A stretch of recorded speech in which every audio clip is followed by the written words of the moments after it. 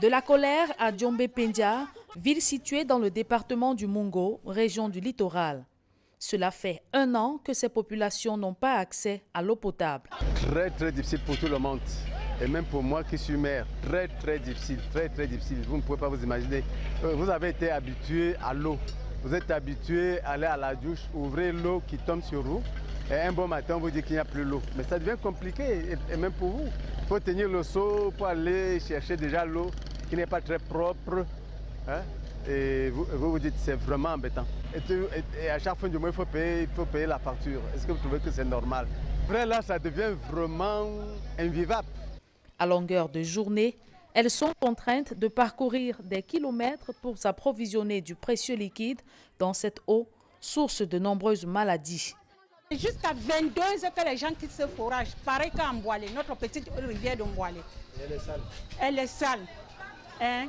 Parce que quand on dit que le choléra est dehors comment? Le choléra, si c'est... Venez voir comment on souffre.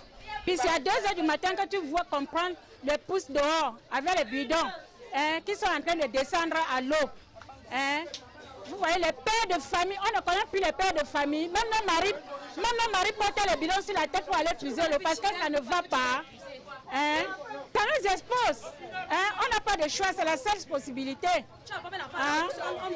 Oui, ça dit au moins 12 mois. 12 mois, donc depuis décembre passé, de l'an 2017. Cette pénurie d'eau en Djombe-Pendia ne laisse personne indifférent. Même les apprenants payent les frais.